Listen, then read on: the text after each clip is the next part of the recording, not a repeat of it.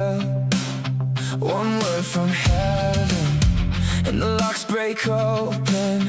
One word from heaven, and my chains are broken.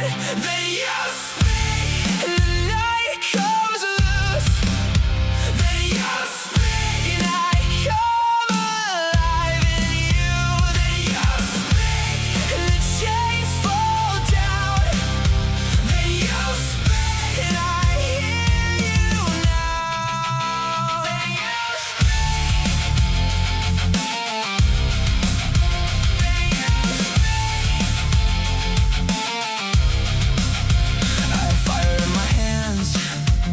but I got burned out, and the song in my throat became a weary shout.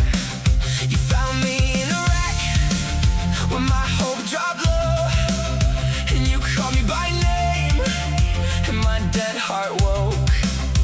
One word from heaven, and the fear starts leaving.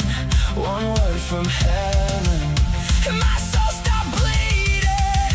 Then you speak, and the night comes loose. Then you speak, and I come alive in you. Then you speak, and the chains fall down. Then you speak, and I hear you now. Then you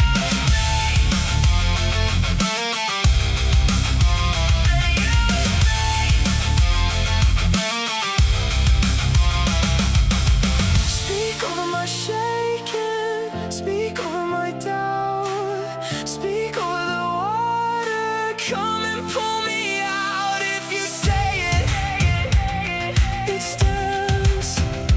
If you say it, I can, I can, I can.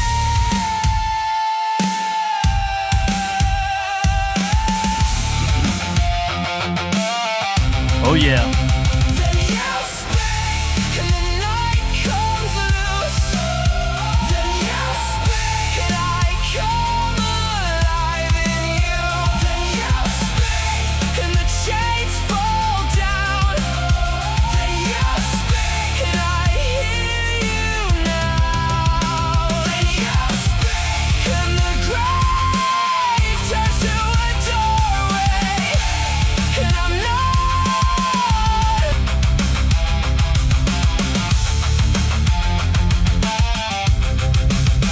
Just one word. Just one word from the mouth of Jesus, and everything in your life changes. Good morning, guys. Welcome into the Vital Axiom. Back into the, let's do this one here. We're back into the saddle for another week of ministry with you guys. Looking forward to it.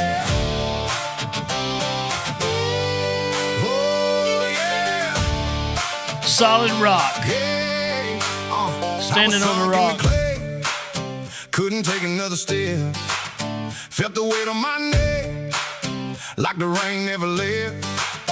Hand to the ground I called when my knees gave out. Then you reached right in, pull me up, pull me out. Now my feet got grip on what storms can't shake. I was lost in the pit, but you made a way. Solid rock, hold me now. Solid rock, hold me now. Yeah. Set my feet on the solid rock. Solid rock, hold me now. Solid rock, hold me now. When the world gives way, I still stand on the rock. Woo! Yeah, yeah, yeah, I know that road, I know that muddy road. Seen good men slide, seen proud hearts fold, but you came like dawn, cut through the dark, lifted my face and captured my heart. Now my feet got grip on yeah. what storms can't shake. I love this song. I was lost in the pit, but you made a way. Solid rock, hold me now. Solid rock, hold me now. Jesus, you set my feet on the solid rock. Oh yeah. Solid rock, hold me now. 2 minutes, guys. Hold me now. When the world gives way, I still stand on the rock.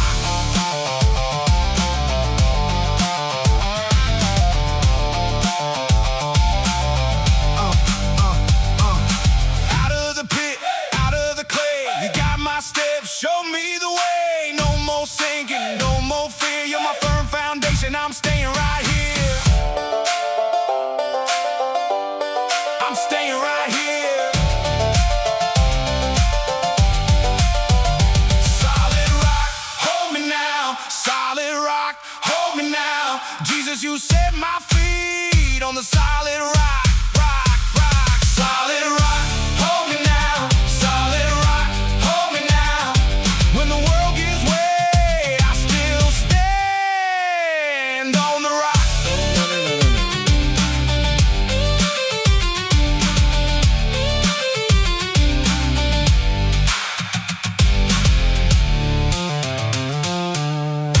Oh, yeah. How many of you guys are standing on the solid rock today? We're about to get started with another broadcast and just jamming out some of my newer tunes. This one's called Lies. I like it a lot. It talks about the work of the enemy.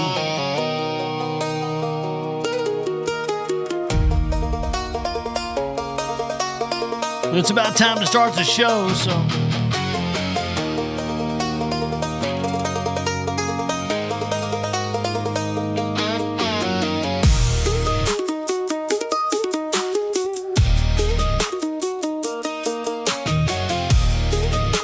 So good morning, ladies and gentlemen. You tuned into the Vital Axiom Network. So we broadcast this program daily, 11:30 a.m.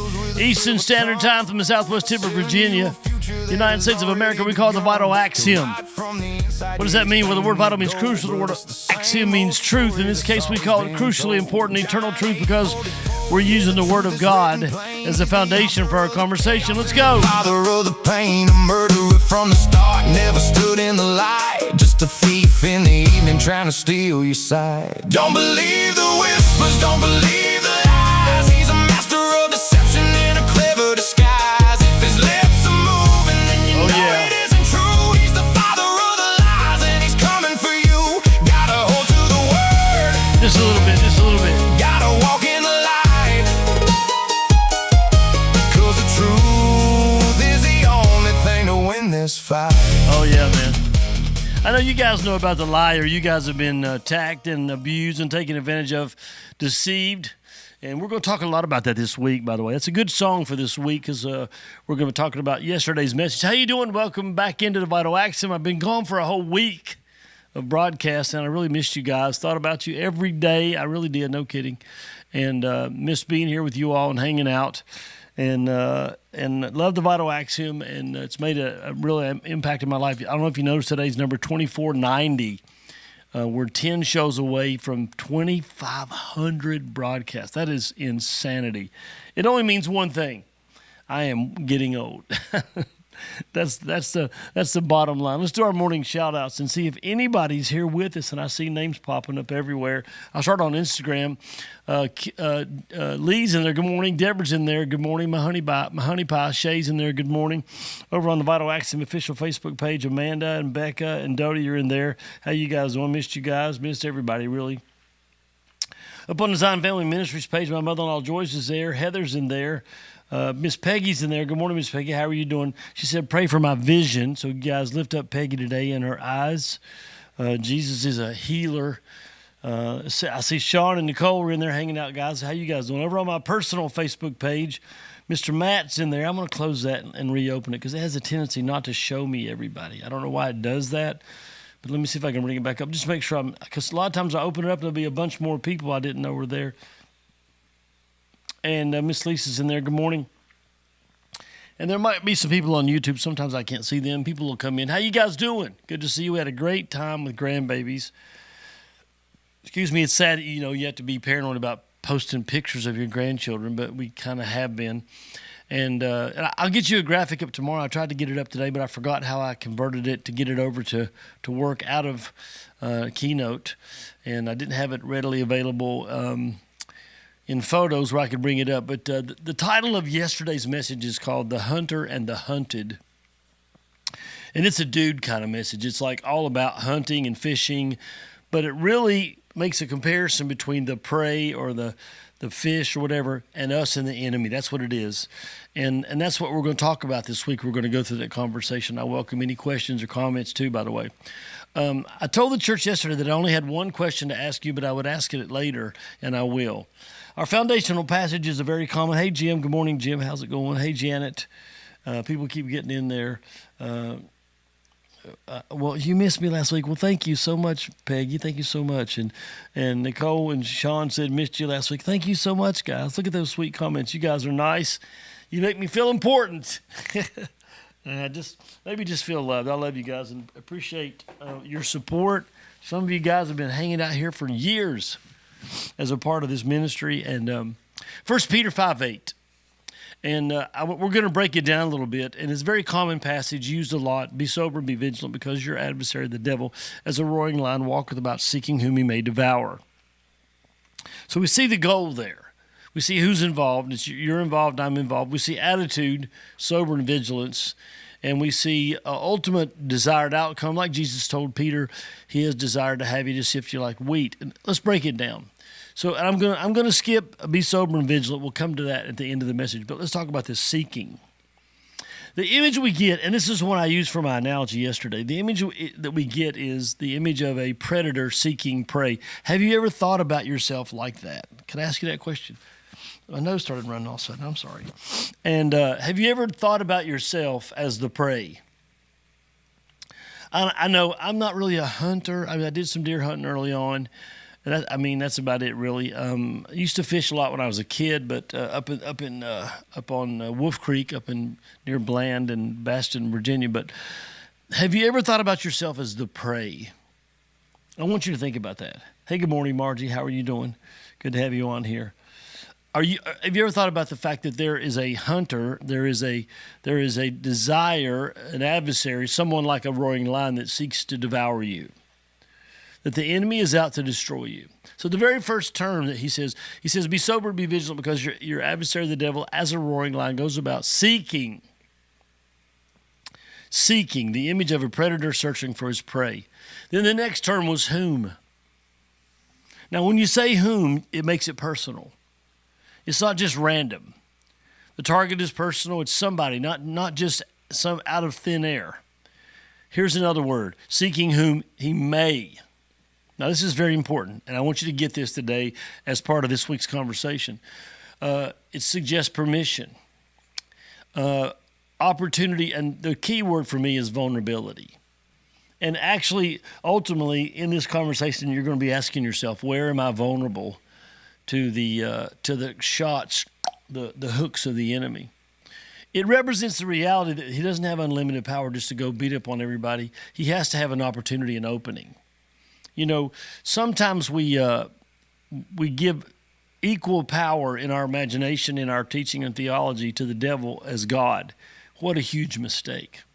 If Jesus said, all power is given to me in heaven and in earth, how much does that leave for the devil? Well, all leaves zero. So then how does the devil get power? Well, we give it to him. We know that Adam and Eve gave him dominion over the earth. And I think it was Paul said he was the god of this world. It's in Corinthians, a god of this world. He is the dominant power in this world, and that is given to him by permission. But just to come and wreck your life and make you go to hell, there has to be vulnerability. There has to be an opening. You have to unlock the door, the deadbolt, and say, "Come on in." And you may not realize you're doing that. We're going to talk about that. So seeking whom he may, seeking who is vulnerable, seeking opportunity wherever he finds it. He cannot simply devour anyone at will. There must be an opening. And then the last word, the Greek word, I'm going to give you some of that definition, is the word devour. Hey, Betty, how are you doing? Good to see you, hon. Devour. Seeking whom he may devour. So that's the goal. That's the goal. If I'm a hunter, what is my goal? My goal is to get a prey, to bring home a deer, a bear, whatever I'm hunting after, coyotes, whatever it is. The enemy's desire is to swallow you whole, to consume you, to leave nothing, but literally to digest you in a sense. Literally means to swallow down, consume completely, to overwhelm. It conveys destruction, not just annoyance. You know, a lot of us see the enemy, the devil. I'm going to get me a mint here. A lot of us see the enemy as just like a little punk. I even wrote that song, The Devil is a Punk. Just bugging us, getting on our nerves. But nope. No, it's way more serious than that. The enemy wants to take you out, destroy you, destruction, to swallow you whole like a predator. And it conveys more than just annoyance. So here's what we arrive at. This is our launching position. The enemy is hunting you. Well, you're trying to make me paranoid. You're absolutely right. You should be aware and awake and alert. We'll talk about those two words later in the week. They're in the same verse. Be sober, be vigilant. But I'm not ready to talk about those yet. I want to talk about the reality of the hunter and the hunted. I want you this week to think about, hey, Lisa, how are you doing? I want you to think this week about yourself. Anyone else having issues? Are you having issues over there, Janet? Janet says she's having issues. Hey, Terry. Terry's in there all the time, he said. I'm not having any issues on mine. Maybe, I don't know what it is. Sorry, Janet. Refresh, close it, and reopen it. The enemy is hunting you, period. He is the hunter, and you are the hunted. That's the key, and I have to leave you with that understanding this week. When we get done with this week, you need to look around your life and go, hey, man. Now, I'm not saying you credit everything to the devil. I got the hiccups, dumb devil. Well, that's a little bit ridiculous. I know Christians that are somewhat that ridiculous. And also, can I make a point that I made to the church yesterday? Not that it changes anything. It doesn't. But it does help you with your mindset. You've probably never been attacked by the devil. Probably never. Yourself. Because we know this. Because we do this too. We give the devil what I would consider omnipresence. Like we do Santa Claus. You better watch out, better not pout. But we know this. The devil is a single creature, a single being. He's in one place at one time. Jesus told the church in Pergamum, I know you live at the seat of Satan. He's not omnipresent like God. But his principalities and powers they cover the earth. And that's a very important distinction because we always want to credit, the devil. And it is the same kingdom of darkness. But I would say most of us have never really encountered the devil himself because he has bigger fish to fry, to make a pun. But I want you to think about that. We are being hunted and watched and observed and chased down. Hey, Jan, how are you doing? Good to see you in there. God bless. And by the enemy, by darkness. And don't ever lose sight of that, and don't ever stop taking it serious.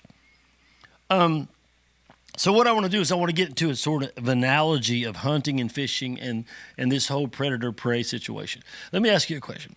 How much research and preparation goes into successful hunting? Now, some of you may know a lot about hunting, and some of you may not know anything about it. So let's kind of break it down.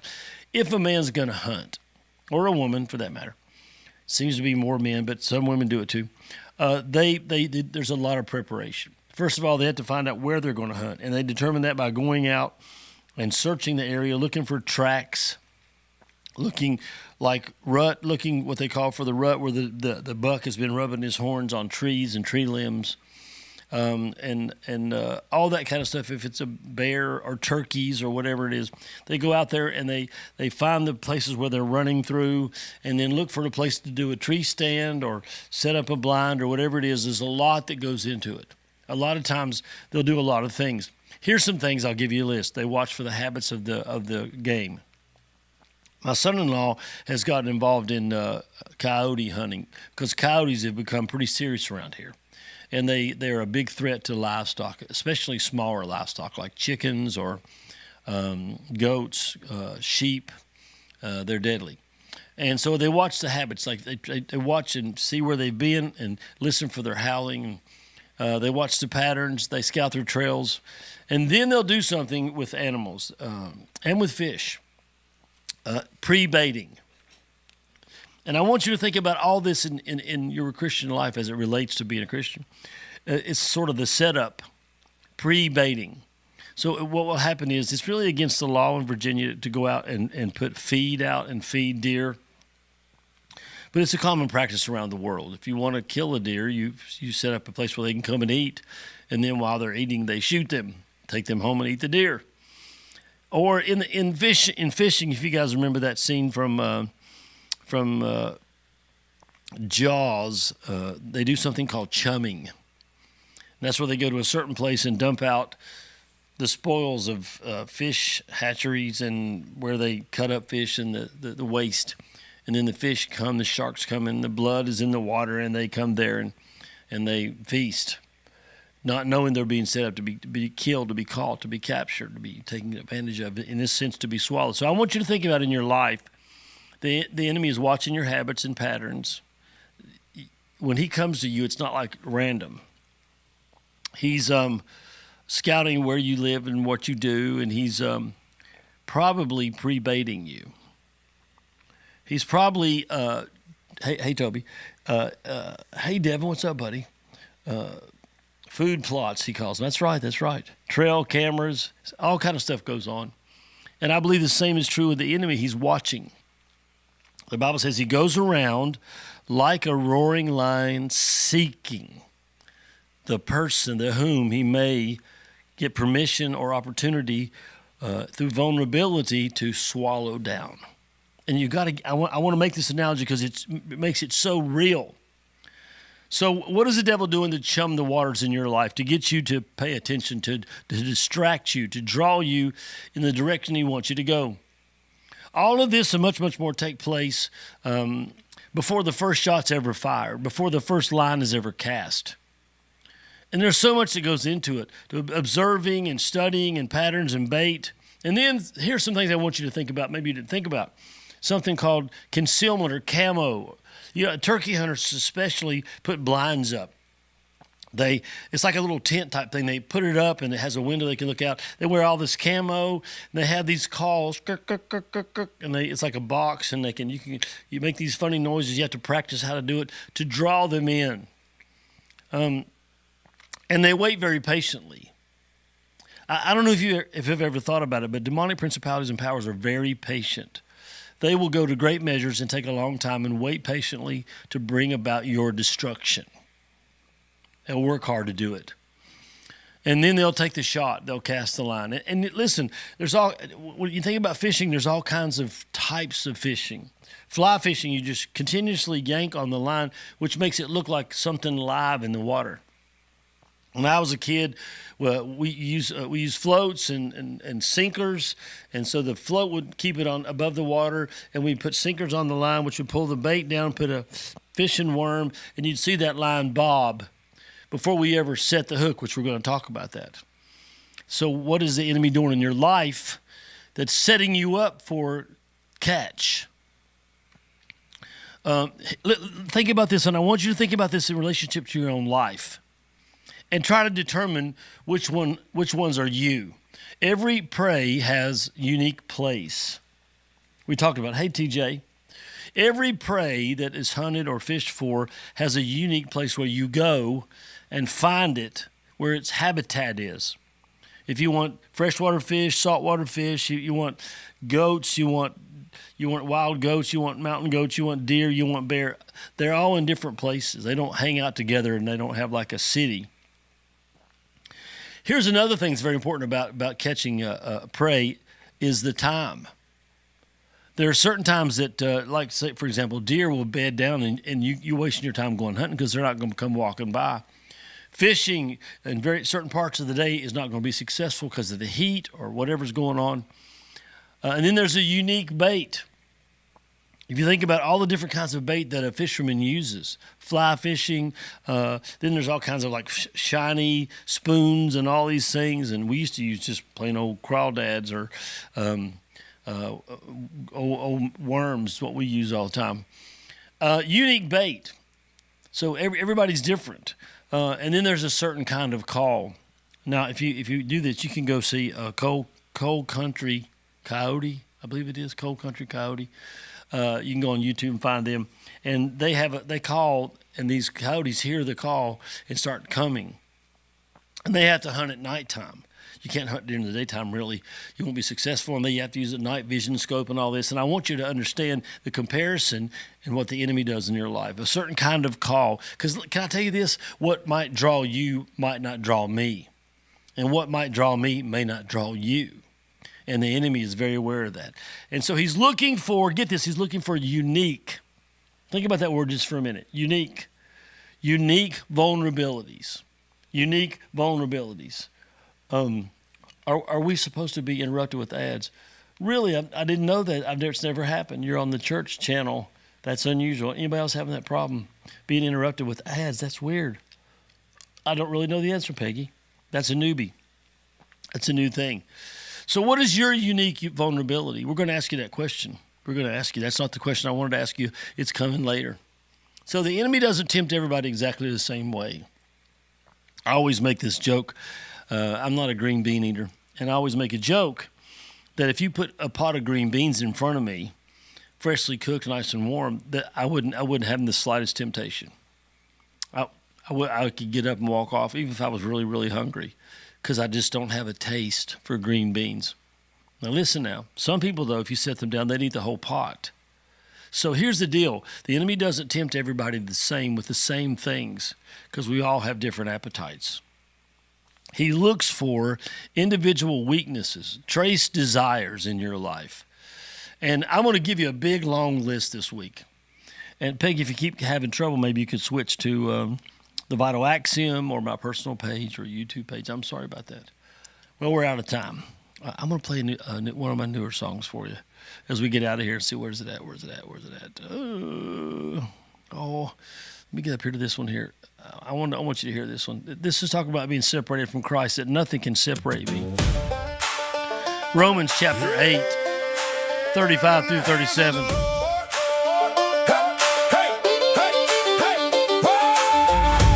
I'm going to do my closing, then I'm going to come back and look for your last comments. So enjoy this if you can. Yeah. While we do that. When the wolves come close and the night gets loud, I got a promise in my bones, I don't back down. They can throw their stones, they can line up tough, but the hand that holds my life is more than enough. Oh, who can separate what God has joined? I've been marked by grace, I stand on. Here you go, here's the chorus. Nothing can tear me loose. Nothing can tear me loose. Nothing can tear me loose. In the strong hand of the Lord, I'm held fast. Oh, yeah. I'm held true. Nothing can tear me loose. See, we got any closing comments here? I'm going to go over to Instagram and start there. Deborah said, have a blessed day. Deborah, you have a blessed day. Anybody else over here on the Vital Axiom? I see my mom got in. Becca said, great message. Thanks, Becca. I appreciate that. Toby got in. Good morning, Toby. Hope everything got better, Janet. Heather said, wonderful message. Thank you. Have a blessed, wonderful day. Amanda said, have a great day. Matt Chapin's over here throwing up stars. Thank you, Matt. Thank you so much for that. Anybody else got anything to say before we get out of here?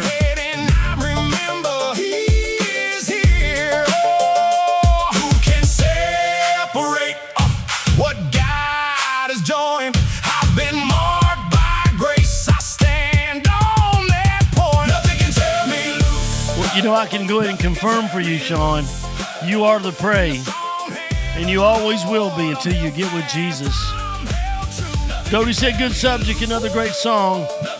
Glad you're back. Thank you so much. We enjoyed the babies. Joy said, good words. And your message yesterday at church was extraordinary. Thank you so much.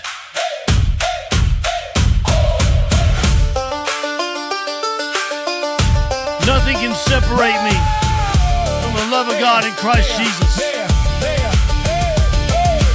Death can't claim me, storms can't shake me, hell can't take what heaven made me. I was bought, I was kept, I was covered in blood, still standing, still praising under God's strong love. Nothing can tear me loose. Thank you, Peggy. Thank you so much. Nothing can tear me loose. In the strong hand of the Lord, I'm held fast, I'm held true. Nothing can tear me loose. Nothing can tear me loose. I can't be torn from you. I'm kept safe in the hands of the Lord. Okay, guys, I'm going to get out of here.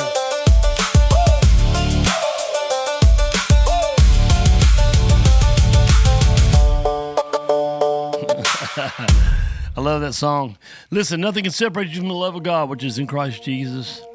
You guys have a great day. Love you. God bless you.